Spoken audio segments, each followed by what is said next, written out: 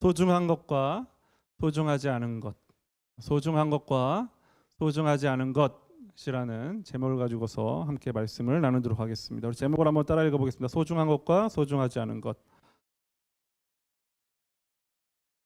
저희 둘째 딸이 얼마 전에 여러분 당근 마켓 아시죠? 당근 마켓? 당근에서 자기 몸통만한 보노보노라는 캐릭터 인형을 2,000원에 샀다고 자랑을 했어요. 한번 모르는 분들이 계실 수 있으니까 이런 거예요, 이런 거.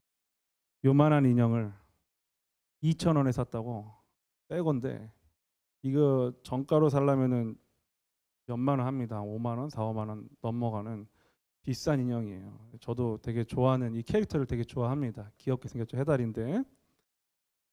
지난주에 노예 참석자 서울에 갔다가 이제 집에 들러가지고 가족들을 만나고 왔습니다. 그리고 이제 이 인형 산 거를 저한테 카톡방에서 자랑한 거예요. 가족 카톡방에서.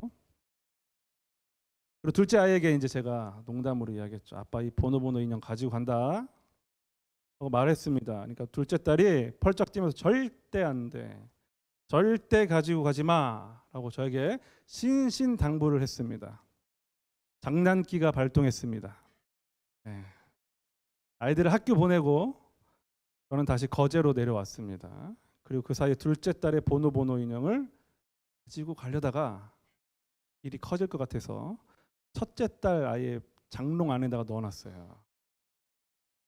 아이가 학교가 끝나는 시간에 바로 둘째 딸에게 다급한 목소리로 저에게 전화가 왔습니다. 아빠 내 보노보노 인형 가지고 왔지? 하면서. 저는 시치미를 떼고 글쎄 라고 대답했습니다. 둘째 딸이 가지고 가지 말라고 했는데 왜 가지고 왔냐고 저에게 투정 섞인 말투로 저에게 엄청 다그쳤습니다. 흥분한 상태로요. 그래서 제가 가지고 간 것은 아니고 잘 숨겨두었으니 힌트를 주고 찾아보라고 일러줬습니다. 그러니까 아이가 막 흥분해가지고 힌트를 딱 알아내가지고 찾았다라고 말하면서 안심 섞인 목소리로 저에게 왜 여기다 숨겨뒀냐고 얘기를 하는 거예요. 냉정하게 이야기하면 둘째 딸은 그 인형을 아빠인 저에게 주는 것이 아깝다고 생각한 거죠. 2,000원짜리 인형을. 뭐 어쩔 수 있겠습니까? 제가 한 1,900원 정도 가치를 가지는 것 같습니다. 그렇다고 둘째 딸이 그 인형보다 아빠인 저를 덜 사랑하는 것은 아닐 거예요. 그저 그냥 새로 산 인형이 소중해서 그렇게 반응한 것뿐이겠죠. 제 아내는 먹는 것을 좋아하는데요. 먹는 양은 작습니다. 깔끔하잖아요. 그래가지고 그러니까 많이는 못 먹고 한 입씩 먹는 걸 좋아해요. 사람들에게 한 입씩 달라고 하면은 비호감이 된단 말이죠. 그러니까 다른 사람에게는 차마 말을 못하고 저에게는 합니다. 저에게는 딱 봅니다. 저를 한 입 달라는 얘기죠. 말은 못하고. 그럼 제가 분명히 알죠. 이제 20년 이상을 이제 연애까지 하면 20년 이상을 살았으니까. 그러니까 제가 아내가 분명 맛을 보고 싶어 할 것이라는 걸 알기 때문에 말하기 전에 제가 줍니다. 먼저. 그러면은 아내는 한 입 주면 그거 가지고 저의 사랑을 느껴요. 어디 가서 한 입 주는 사랑을 느껴보겠어요. 여러분 잘 아시죠? 라면 한 입 달라고 하면 어떻게 돼요? 싸움 납니다. 한 입 달라고 싸움 난다고요. 네가 끓여 먹으라 하면서. 그렇죠? 저는 그 소중한 한 입을 주는 거예요. 엄청 소중하잖아요. 아무나 안 줍니다. 저는 아주 그런 관대한 사람이에요. 라면을 한 입 줄 수 있는. 사람들이 이렇게 자기가 자신이 소중히 여기는 것을 다른 사람에게 주는 것을 아까워하죠. 잘 주지 않는단 말이에요. 그러나 또 사랑하게 되면 어때요?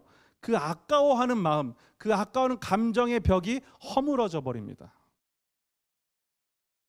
여러분 셰익스피어의 로미오와 줄리엣이라는 이야기 아시죠? 10대의 뜨거운 사랑 이야기, 10대 아이들의. 로미오는 남자아이고 줄리엣은 여자아이였는데 너무너무 사랑했는데 양가 부모님이 이 사랑을 반대했습니다.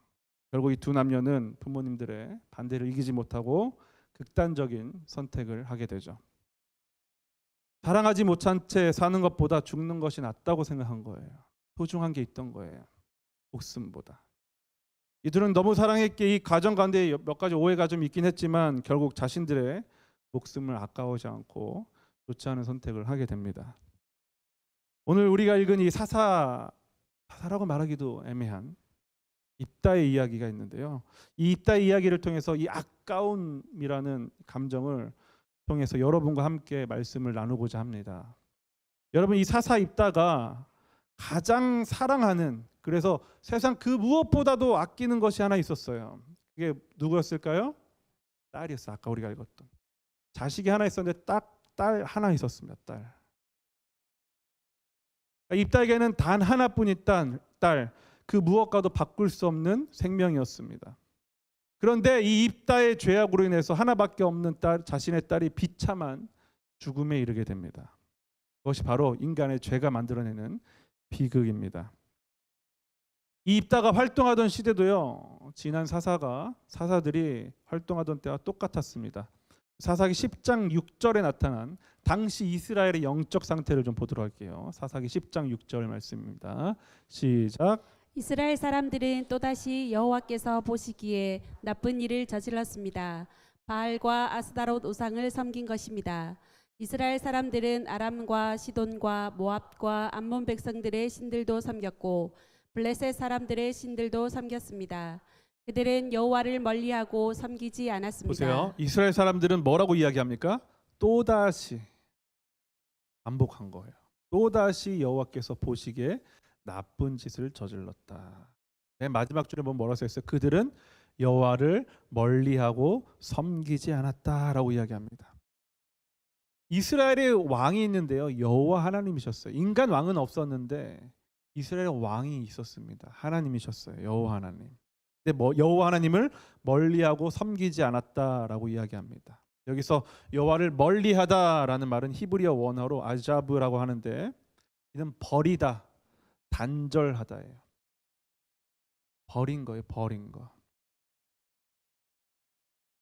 여러분, 이 대신 여호와를 좀 버리고 단절한 다음에 대신 가나안 땅에 있는 여러 잡다한 우상들을 섬겼습니다. 여러분, 이스라엘 백성들은 왜 여호와 하나님을 버릴 수 있었을까요? 그렇죠. 소중하지 않았기 때문에 그런 거예요. 여러분, 소중하지 않은 건 쉽게 버릴 수 있단 말이죠. 그러니까 여호와를 버려도 문제 없다고 생각한 거예요. 이러한 때가 바로 사사 입다가 살던 시대입니다. 다 많은 사람들이, 거의 모든 사람들이 여호와 하나님 믿어, 아이 버려, 괜찮아, 아무 문제 없어, 다른 신 믿을 거 많이 있잖아, 버려, 여호와 버려 라고 살던 시대라는 거예요. 결국 일이 벌어지고 말았죠. 이스라엘이 하나님과의 계약을 깨버렸기 때문에 하나님은 계약에 따라서 서남쪽에 위치한 블레셋과 동쪽의 암몬 족속을 통해서 이스라엘을 심판하셨습니다. 지도를 좀 볼게요. 여기 보시면은 여기 지중해라는 바다가 있고요. 가운데 보면은 파란색 강이 두 개가 있죠. 보이시죠? 물이 있습니다. 그리고 이 요단강이 이렇게 가운데로 쭉 흐르는데, 이스라엘에는 이 당시 사사 시대는 이렇게 지도가 이렇게 좀 변하는데, 이 길랏이라는 땅도 이스라엘 땅이었어요. 길랏 땅. 여기가 오늘 이야기가 벌어지는 배경이고요. 그리고 블레셋이 이 길랏을 공격했고요. 또 암몬이 동쪽에서 이스라엘을 공격하게 됩니다. 하나님이 보내셨다, 심판하셨다라고 이야기합니다.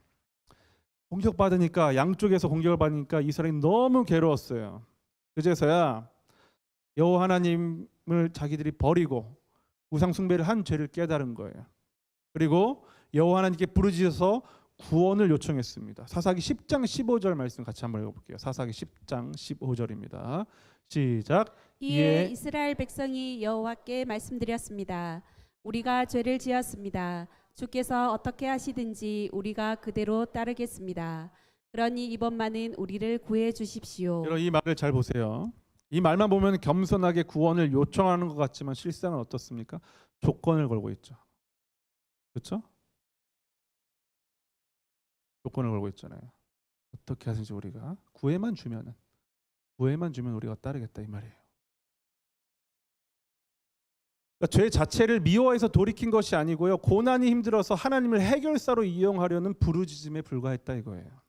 회개한 게 아닙니다. 이것이 하나님을 대하는 이스라엘의 태도였어요. 그렇다면 이러한 태도가 하나님에게만 나타났을까요? 그렇지 않습니다. 하나님을 대하는 태도가 사람에게도 고스란히 나타납니다. 하나님은요, 이스라엘의 왕으로서 이들의 태도가 불량함에도 불구하고 그들을 불쌍히 여기는 마음을 거둘 수는 없었어요. 사사기 10장 16절 말씀 볼게요. 사사기 10장 16절 말씀 시작. 그리고 나서 이스라엘 사람들은 자기들 중에 있던 다른 나라 신들을 없애버리고 다시 여호와를 섬겼습니다. 그러자 여호와께서도 이스라엘 사람들이 괴로움 가운데 있는 것을 보시고 마음 아파하셨습니다. 회개한 건 아닌데 마음 아파하셨어요. 고통당하는 걸 보시니. 여기서 마음 아파하셨다는 말은 히브리어로 카차르라고 하는데 짧아지다, 조급해지다라는 뜻을 갖고 있습니다. 그러니까 견디기 힘들 정도로 마음이 조급해져서 괴로운 상태. 누가? 하나님이. 이스라엘 백성들이 고통당할 보니까 조급해졌어요. 마음이 괴로워지셨어요. 그래서 그 고통을 더 이상 모른 체하고 버틸 수 없었다라는 격정적인 표현입니다. 여러분, 아이들을 키울 때 부모 중에 한쪽이 아이들에게 벌을 줄 때가 있습니다. 저는 혼을 막 자주 내지는 않는데 한 번 내면 아주 기억에 남도록 혼을 내는 편이에요. 아주 평생 기억에 남도록. 그러면은 혼내는 저도 마음이 아프지만 잘 가르치기 위해서 끝까지 벌을 줘야 합니다. 그런데 그 상황이 길어지면 제가 말씀드렸잖아요. 간단하게 안 끝낸다고. 평생 기억에 남게 해요. 그래서 상황이 길어지면 옆에 있는 아내가 어떻게 되냐면 어찌할지를 몰라요. 막. 그러다 결국에는 못 참고 나와가지고 여보 좀 그만하자 이제 이 정도면 애들이 알아들었을 거야. 그러면은 저도 마지못해서 져주는 척하면서 체벌을 중단하죠. 이런 마음, 아이들의 고통을 모른 채하고 버틸 수 없는 상태가 바로 하나님 아버지의 마음이었다 이거예요. 애들이 죄를 뉘우친 게 아니에요. 그런데 견딜 수가 없어요. 불쌍하고 안타까워서.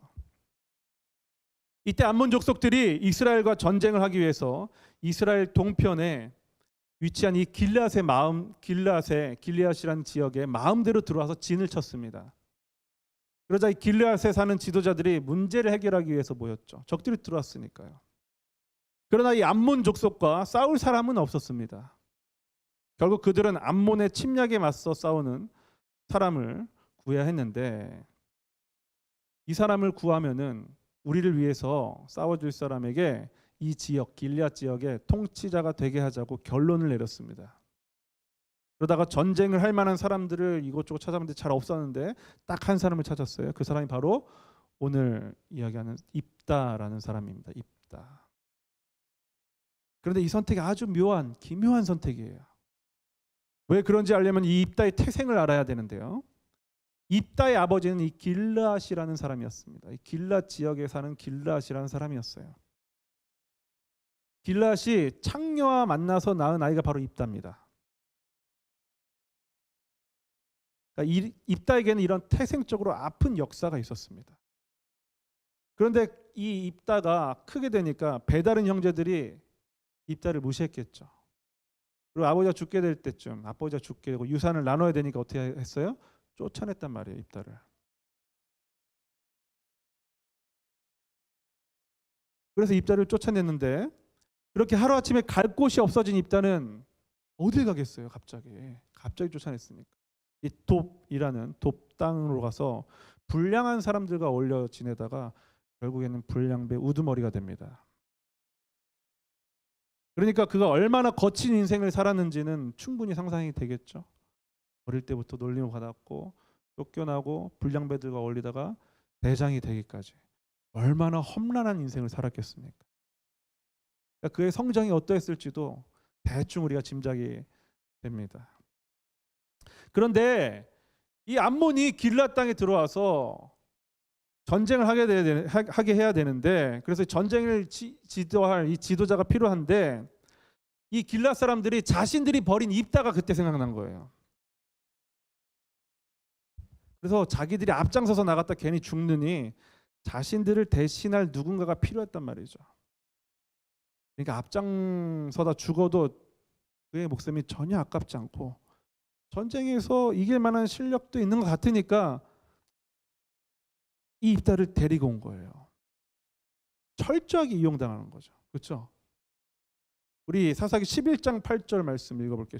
사사기 11장 8절. 자, 요 장면입니다. 시작. 길르앗의 장로들이 입다에게 대답했습니다. 제발 우리에게 와서 암몬 사람들과 싸워 주시오. 당신은 길르앗에 사는 모든 사람의 통치자가 될 것이요. 여러분 이 모습을 보세요. 하나님을 대하는 태도와 입다를 대하는 태도가 동일하지 않습니까? 그렇죠? 이스라엘이 고통당할 때 바로 하나님을 찾았을까요, 여러분? 아니죠. 자신들이 섬기고 있는 많은 우상에게 구원을 요청했을 겁니다. 그래도 안 되니까 그때서야 여호와 하나님을 찾은 거예요. 다 찾다가 마지막 보루로 찾은 거라고요. 마찬가지로 자신들이 버렸던 입다도 필요해서 찾은 겁니다. 하나님을 버렸다가 찾았고 입다를 버렸다가 찾았죠. 이게 이스라엘의 민낯이었어요. 필요는 한데 한번 쓰고 버려도 아깝지 않은, 전혀 소중하지 않은 그런 존재를 찾는 태도. 여러분 이렇게 길르앗 사람들에게 버림받았던 입다가 이들의 제안을 받아들였을까요? 받아들였을까요? 예, 받아들였습니다. 왜 받아들였을까요? 입다가 착한 사람이라서? 아닙니다. 입다에게는 이 목숨을 걸고라도 전쟁을 해야만 하는 분명한 이유가 있었어요. 입다에게는 이 전쟁이 단순한 생존 싸움이 아니었습니다. 입다에게 이 전쟁은 버림받았던 자신의 존재를 증명하고 세상 앞에서 불량배들의 우두머리에서 이제는 인정받는 지도자가 되어서 자신의 가치를 세울 수 있는 마지막 기회가 바로 이 전쟁이었단 말이죠. 그렇기 때문에 이 입다는 이 기회를 놓칠 수가 없었습니다. 이제 입다는 무슨 일이라도 해야 하는데 문제는 입다가 승리를 얻기 위해서 그동안 버려두었던 하나님을 이용한 거예요. 입다도 하나님을 버려두었다가 이제 지금 하나님을 이용하는 겁니다. 사사기 11장 30절과 31절을 보면은 입다는 전쟁을 앞두고 하나님께 서원을 하는데요. 서원이 뭐냐? 약속이죠. 약속을 합니다. 우리 같이 한번 읽어볼게요. 11장 30절과 31절 말씀입니다. 입다가 서원하는 겁니다. 시작. 입다는 여호와께 한 가지 약속을 했습니다. 내가 암몬 사람들을 물리치도록 해 주시면 저는 여호와께 태워드리는 제물인 번제물을 바치겠습니다. 제가 승리를 거두고 돌아올 때 제 집에서 저를 맞으러 나오는 첫 번째 사람을 여호와께 바치겠습니다. 번제로 그를 여호와께 드리겠습니다. 여러분 이 말씀을 그냥 보면은 입다가 신앙심이 좋은 사람처럼 보입니다. 여호와 하나님 찾으면서 번제를 드리겠다고 하니까요. 그러나 이 서원은 두 가지 중요한 문제점을 가지고 있습니다. 먼저는 이 기도가 하나님께 소중한 것을 드려서 하나님을 감동시키고 그리고 감동시킨 후에 확실하게 전쟁의 승리를 보장받으려는 조건부 거래라는 거예요. 그렇죠? 전쟁을 이기시게 하면은 바치겠다는 거잖아요. 여러분 우리가 아까 10장 16절에서 본 바와 같이 하나님이 이스라엘을 구원하시는 이유가 뭐냐면은 입다가 재물을 잘 바쳐서가 아닙니다. 비록 아직도 죄를 깨닫지 못함에도 불구하고 그들이 당하는 고통을 차마 지켜볼 수 없었기 때문에 그런 거예요. 누가 어떻게 했기 때문이 아니라 하나님 그분의 마음이 애달아서 구원하기로 작정하셨다는 거죠. 입다는 처음부터 끝까지 전쟁에서 승리의 이 공로를 자기 자신에게 돌리려고 했습니다. 아마 전쟁에서 승리하고 온 후에 이렇게 말하지 않았겠어요? 내가 하나님께 정성스럽게 빌고 제물을 바쳐서 이번 전쟁에서 승리한 거야. 이 전쟁의 승리의 공로가 누구에게 있습니까? 자기에게 있잖아요. 이 조건부 거래라는 게 이런 거란 거죠. 그래서 이 자기의 서원은 잘못된 거예요. 첫 번째로. 두 번째 문제가 있습니다. 입다가 번제로 무엇을 드리겠다고 하죠? 소나 양과 같은 짐승이 아닙니다. 뭐예요? 사람이에요. 승리하고 집으로 온 후에 가장 먼저 나오는 첫 번째 사람을 하나님께 드리겠다고 말합니다. 여러분 하나님께서는요 레위기에서 사람을 태워드리는 제사를 금하셨습니다. 가증한 것이라고 질색하셨다고요. 이렇게 사람을 태워드리는 제사는 누가 드리는 거냐면 이 가나안 사람들이 섬기던 몰렉 신들에게 드리는 제사의 형태였습니다. 그러니까 오랫동안 여호와 하나님 버리고 우상 숭배를 했기 때문에 몸에 배었던 거예요. 사고 방식 자체도. 이렇게 하면 사람을 태워 바치면 하나님께서 제일 기뻐하시겠구나. 내가 가장 정성스럽게 할 수 있는 일이야라는 거죠. 입단 이렇게 여호와 하나님과 관계를 맺으면서도 그분의 뜻도 몰랐고 우상 숭배하는 방식으로 제사를 드리려고 시도했습니다. 여러분, 이 약속 지켜야 하는 약속입니까? 안 지켜도 돼요. 잘못된 약속이거든요. 자기 멋대로 한 약속이라고 해요. 하나님께 일방적으로 통보한 겁니다. 자기 방식대로. 그러나 입다 이러한 못마땅한 태도와는 다르게 하나님은 입다에게 하나님의 영을 부어주심으로 암몬과의 전쟁에서 크게 승리하게 하셨습니다. 왜요? 불쌍해서. 하나님은 이스라엘의 왕으로서 백성들의 고통을 그냥 보고 계실 수 없을 만큼 자기 백성들이 소중했단 말이죠. 왕이셨기 때문에. 그렇게 암몬과의 치열한 전쟁이 끝난 후 입다는 집으로 돌아옵니다. 누가 가장 먼저 입다를 맞이했을까요? 여러분, 통상적으로 당시에는요, 집으로 올 때 노예나 종이 주인을 맞으러 나오죠. 항상 대기하고 있으니까요. 그렇죠? 아마 입다도 이걸 기대했을 거예요. 근데 누가 나왔어요? 11장 34절 35절 말씀 같이 읽어볼게요. 34절 35절입니다. 시작. 입다가 미스바에 있는 집으로 돌아올 때 입다의 딸이 그를 맞으러 나왔습니다. 입다의 딸은 소고를 치며 춤을 췄습니다. 입다의 자녀는 오직 이 딸 하나밖에 없었습니다. 입다는 자기 딸을 보자 놀라고 당황해서 자기 옷을 찢었습니다. 입다가 말했습니다. 내 딸아, 내가 나를 너무나 슬프게 하는구나. 내가 여호와께 약속을 했는데 그것은 깨뜨릴 수 없는 것이란다. 너무 아이러니한 상황이죠. 가장 먼저 하나밖에 없는 딸이 아무것도 모르고 살아 돌아온 아빠를 맞이하러 나와서 속옷치며 춤을 추며 환영한 거예요. 좋아해야 하는 장면인데 이 모습을 보고 아버지 입다의 가슴이 찢어졌습니다. 사실 하나님께서 사람을 제물로 하는 제물을 받겠다고 하신 적도 없고 바치라고 하신 적도 없기 때문에 애시당초 입다의 서원은 성사되는 서원이 아닙니다. 안 해도 된다고요. 받으실 생각도 없고 하나님은. 그러나 결국 입다는 딸을 태워드리는 제물로 바치고 맙니다. 누구를 위해서요? 자기를 위해서. 여기서 우리는 입다의 진심을 알 수가 있죠. 입다는요, 충동적으로 이런 서원을 한 게 아니에요.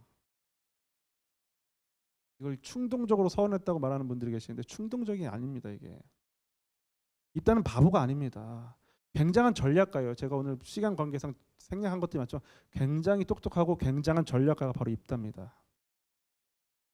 철저히 계산했어요. 내가 전쟁에서 승리하고 돌아오는 날 집에 노예와 종들이 가장 먼저 나와서 나를 맞이해 줄 거야 라는 계산이 머릿속에 이미 있었다고요. 그러니까 그의 계산 속에서 딸은 아예 없었어요. 생각도 안 했다고요.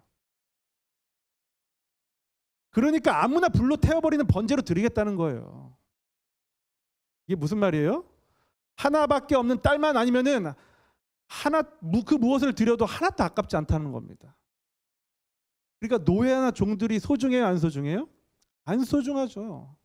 안 소중한 거 드리겠다는 거예요, 안 소중한 거. 행위 자체는 굉장한 걸 드릴 것처럼 얘기하지만 안 소중한 거 드리겠다는 겁니다. 소중하지 않은 것. 하나님 가장 소중한 거 빼고 드릴게요.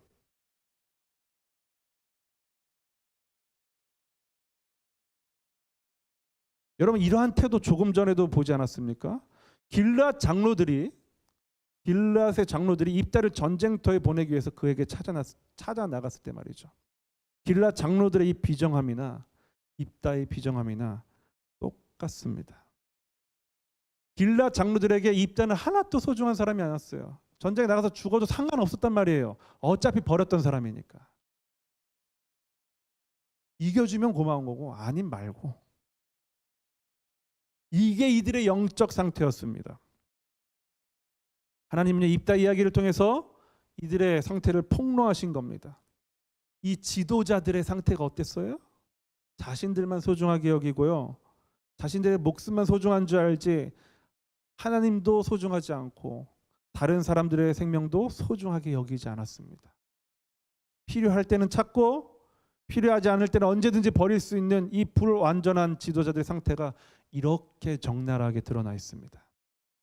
여러분, 우리가 입다와 다릅니까? 길앗 장로들과 다릅니까? 이 이스라엘 사람들과 다릅니까? 같지 않아요? 여러분, 우리도 하나님께 가장 소중한 것을 드리겠다고 하지만 어떻습니까? 우리가 드리겠다고 하는 게 어떤 거예요? 가장 소중한 것 빼고 드려도 될 만한 것, 드려도 아깝지 않은 것만 드리지 않으십니까? 그리고 생색내지 않으세요? 하나님 보셨죠? 제가 드린 것. 여러분, 우리는 24시간 중에서 하루에 10분도 하나님께 드리는데 아까워하잖아요. 영화 보러 가는데, 재미있는 TV 프로그램 보는데 시간 하나도 안 아까워하는데 하나님께 10분 드리는 거 너무 아까워하지 않습니까? 그래서 다 쓰고 남은 시간에 말씀 읽고 기도하잖아요. 졸리기 직전까지 온 힘을 다해서 내 시간을 다 쓴 후에 우리 그렇게 살지 않냐고요. 그런데 하나님이 입다를 통해서 보여주신 거예요. 하나님은 우리에게 우리의 가장 소중한 것을 드러내시려고 하는 겁니다. 그래야지 우리가 얼마나 필요한 것들로 하나님을 감동시키려고 애를 쓰면서 살고 있는지, 그리고 그게 얼마나 무의미하고 어리석은 일인지를 보여주신다고요. 여러분, 그러나 너무 두려워하지 마십시오. 하나님은 우리가 그럴 줄 알고 계셨어요. 우리의 수준이 그런 줄 아셨다고요. 너희들이 소중하다고 바치는 것 쓰고 남은 건지 내가 다 알아. 너희들이 가장 소중한 거 빼고 드리는 거잖아. 다 아신다고요. 여러분, 입다라는 이 인물이 있기 전까지, 제가 왜 사사라고 부르지 않냐면은 사사이기도 하지만 입다는요, 하나님이 세운 사람이 아니에요. 길앗의 지도자들이, 길앗의 장로들이 자기의 필요들에 의해서 세운 사람이라고요. 그냥 하나님께서 불쌍해가지고 그의 하나님의 영을 부으신 것뿐이지 사사라고 말하기엔 좀 애매한 부분이 있습니다. 그래서 어떤 학자들은 사사라고 부르기도 하고 사사라고 부르지 않기도 하는 거예요. 그런데 이 입다라는 사람이 있기 전까지 몇 명의 사사가 더 있었잖아요. 그들이 반복된 죄를 지었다고 해서 결코 왕이신 하나님은 그들의 백성을 버리시지 않으셨다 이 말입니다. 그렇다면 우리는 이 입다 이야기를 통해서 무엇을 깨닫게 됩니까? 인간 왕은 불완전하구나 하는 것을 깨닫게 됩니다.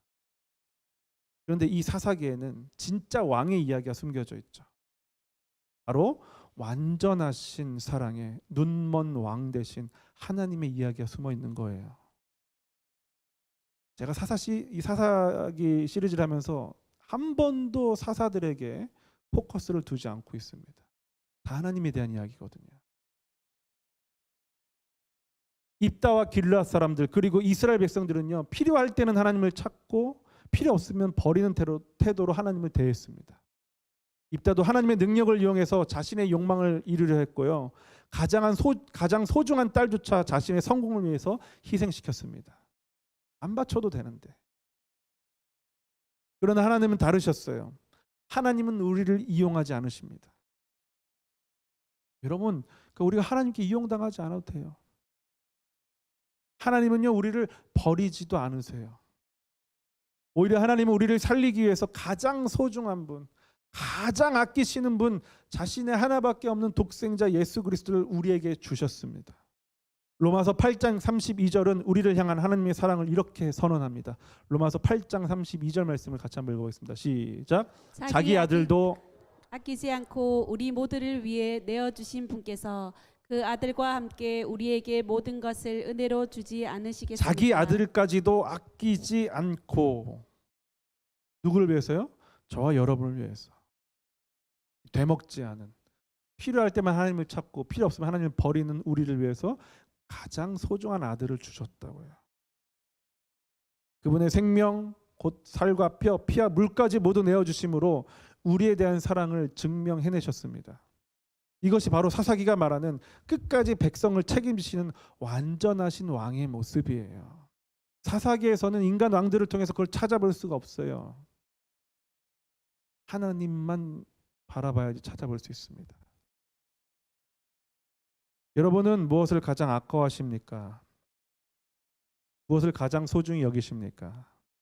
우리가 이 시간에 하나님을 소중히 여기자고 하고 기도를 한들 우리가 그렇게 살 수 있겠어요? 막 울부짖으면서 기도하면 그렇게 살 수 있겠습니까? 안 될 거예요 아마. 여러 번 해보셨잖아요. 많이 해보셨잖아요. 그러나 여러분, 우리가 완전하게 그렇게 하나님을 가장 소중하게 여기지는 못하더라도요, 그렇게 해보자는 결심은 할 수 있지 않나요? 그렇죠? 결심하는 건 문제가 되지 않아요. 그렇게 마음을 드리고자 하는 건 문제가 되지 않는다고요. 또 한 번 하면 되죠. 이게 뭐 어떻단 말입니까? 또 하셔요. 안 돼도 또 하시라 이거예요. 말씀 마치겠습니다. 그리고 반복해서 하나님의 마음을 아프게 하는 우리를 용서해 주시는 그 은혜와 사랑에 감사하시면 됩니다. 이게 우리가 할 수 있는 가장 최선이에요. 반응하는 것, 감사해 보는 것. 그래서 그 사랑에 힘입어 하나님께 감사와 감사의 찬송으로 살아내는 저와 여러분 될 수 있기를 축복하며, 오늘 이 자리에서 오늘의 고백, 지금의 고백일 수도 있지만 이 고백을 마음에 담아서 찬양으로 함께 올려드리길 원합니다.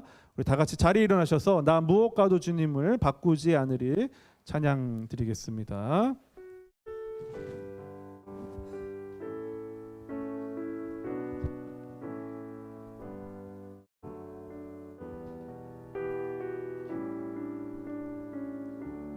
나 무엇과도 주님을 바꾸지 않으리. 다른 어떤 은혜 구하지 않으리. 오직 주님만이 내 삶의 도움이시니 주의 얼굴 보기 원합니다. 한 번 더 고백합니다. 나 무엇과도 주님을 바꾸지 않으리. 다른 어떤 은혜 구하지 않으리. 오직 주님만이 내 삶의 도움이시니 주의 얼굴 보기 원합니다. 주님 사랑해요.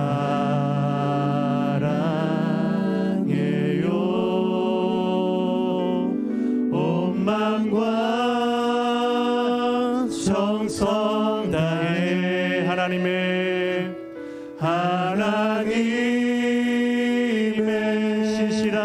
신실한 친구 되기 원합니다. 우리 목소리 높여 찬양합니다. 나 무엇과도 주님을 바꾸지 않으리. 다른 어떤 은혜 구하지 않으리. 오직 주님만이 내 삶의 도움이시니 주의 얼굴 보기 원합니다. 주님 사랑해요. 주님 사랑해요.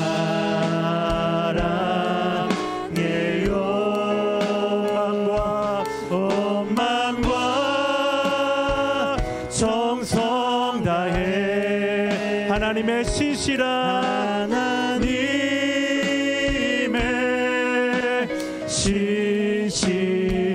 친구 되기 원합니다.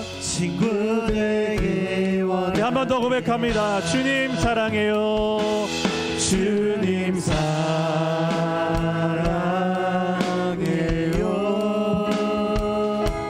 온 마음과 정성 다해 하나님의 신실한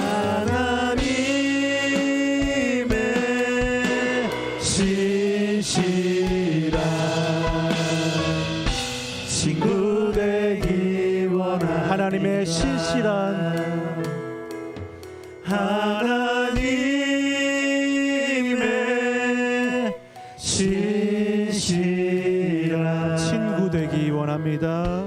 친구 되기 원합니다.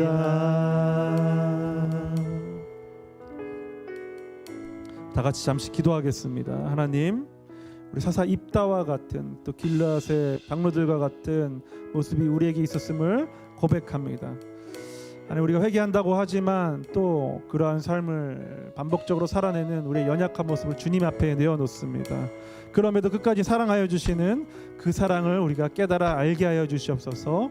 감사하고 반응하게 하여 주시옵소서. 그러한 예배를 드릴 수 있도록 인도하여 주시고, 그러한 하루하루를, 그런 사랑을 잊지 않는 하루를 살아낼 수 있도록 하나님 우리에게 힘과 능력 허락하여 주시옵소서.